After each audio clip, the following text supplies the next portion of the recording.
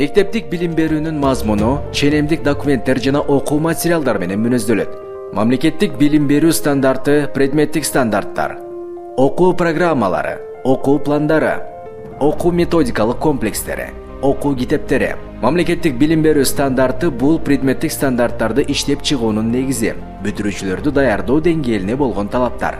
Андан сырткары ал окуу жүктөмүнүн максималдуу көлөмүн, принциптерин, структурасын аныктайт. Кыргыз Республикасынын билим берүү жөнүндө мыйзамынын 5-беренесине ылайык мамлекеттик стандарт окуучуларга берилген билимдин сапатын баалоо үчүн негиз болуп саналат. Билим берүү стандарты Кыргыз Республикасынын министрлер кабинети тарабынан бекитилет жана Кыргыз билим берүү академиясы тарабынан иштелип чыгат. Предметтик стандарт окуу программаларын жана окуу китептерин иштеп чыгуучулар үчүн негиз жана колдонмо катары кызмат кылат. Анын негизинде ушул предметтик стандартта жарыяланган окутуунун жана баа берүүнүн принциптерин жана ыкмаларын чагылдырган окуу программалары жана окуу китептери, усулдук методикалык комплекстери түзүлөт. Мектептик билим берүү стандартын иштеп чыгуу үчүн академиялык, мектептик жана эксперттик коомчулуктун жогорку квалификациялуу жана тажрыйбалуу педагогторунан жумушчу топтор түзүлөт. Предметтик стандарттарды иштеп чыгуучулар бул окуу китептеринин жана окуу методикалык комплекстердин потенциалдуу авторлору болуп саналат деген мыйзам ченемдүүлүк бар. Предметтик стандарттар бекитилгенден кийин Кыргыз Республикасынын билим берүү жана илим министрлиги окуу методикалык комплекстерди иштеп чыгууга сынак жарыялайт.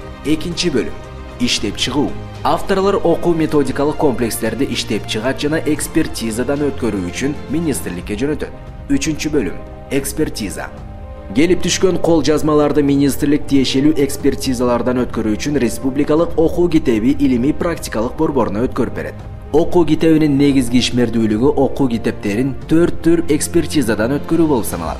Алар илимий экспертиза, илимий педагогикалык экспертиза, басмырлоого каршы жана гендердик экспертиза, педагогикалык практикалык экспертиза. Экспертизанын ар бир түрүнөн кийин авторлор басмакананын редакторлору менен биргеликте зарыл болгон учурда эксперттердин сын пикирлери боюнча кол жазманы толуктап иштеп чыгат.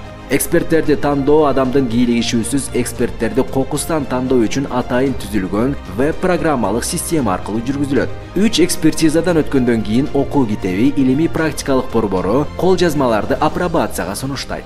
4-чү бөлүм. Апробация. Билим берүү жана илим министрлиги апробация жүргүзүү үчүн бир катар мектептерди аныктайт. Бардык экспертизадан өтүүнүн жыйынтыгы боюнча оң корутундаларды алгандан кийин окуу китеби Кыргыз Республикасынын билим берүү жана илим министрлиги тарабынан сунушталды деген гриф ыйгаруу үчүн министрликтин коллегиясынын кароосуна берилет. Министрликтин грифин алган окуу китеби Кыргыз Республикасынын жалпы билим берүү уюмдары тарабынан пайдалануу үчүн сунушталган окуу китептеринин тизмесине киргизилет. Окуу китептеринин тизмеси Кыргыз Республикасынын мамлекеттик жана муниципалдык билим берүү уюмдарынын окуу процессин камсыз кылуу жана мектеп китепканасынын фонддорун толуктоо максатында райондук, шаардык билим берүү бөлүмдөрү тарабынан окуу китептерин сатып алуу үчүн негиз болуп саналат. 5-чи бөлүм. Мониторинг жана талдоо. Андан соң Кыргыз Республикасынын билим берүү жана илим министрлиги D10 деп аталган окуу китептер менен камсыздалгандыгы жөнүндө отчеттун маалыматтарынын негизинде Кыргыз Республикасынын жалпы билим берүү уюмдары тарабынан колдонууга сунушталган окуу китептеринин тизмесиндеги окуу китептерин көбөйтүүгө конкурс өткөрөт. Окуу китептери билим берүү уюмдарына жеткирилгенден кийин жаңы окуу китептери ижара системасына киргизилет. 6-чы бөлүм. Ижара маселеси.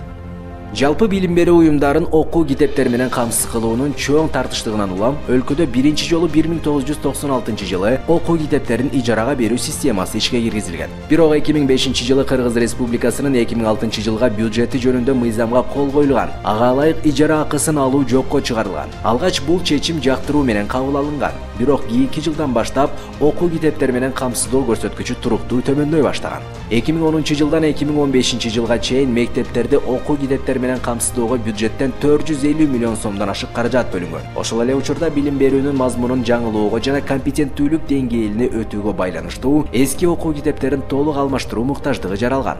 Учурда китеп басып чыгарууга мамлекеттик бюджеттен 120 миллион сом гана бөлүнөт. Бирок тилекке каршы ал каражат өлкөнү жыл сайын жаңы китептер менен камсыздап туруу үчүн жетишсиз. 7-чи бөлүм. Жаңы китеп.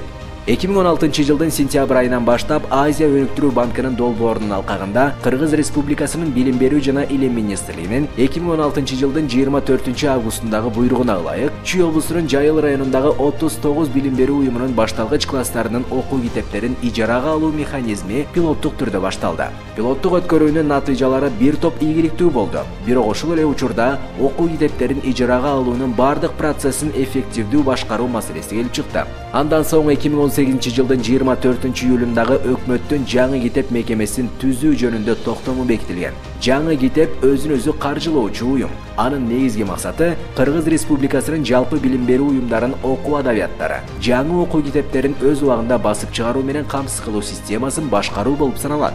Мекеменин иши өзүн өзү каржылоо, мыйзамдуулук, айкындуулук принциптерине негизделет жана Кыргыз Республикасынын мамлекеттик органдары жана юридикалык жактары менен тыгыз кызматташтыкта жүзөгө ашырылат. Ошентип республиканын жалпы билим берүү уюмдарында окуу китептерин ижарага берүү 2018 жылдын июлунан тартып кайрадан иштей баштаган. Окуу китептерин ижарага берүүдөн чогулган каражат ата-энелердин менчиги болуп саналат жана окуу китептерин көбөйтүүгө ана пайдаланылышы мүмкүн. Окуу китептеринин ижара акысы учурда жаңы китеп мекемесинин эсебинде топтолуп, келечекте мектептерди окуу китептер менен муктаждыктарга ылайык толук камсыз кылуу үчүн окуу китептерин кайра басып чыгарууга жумшалат.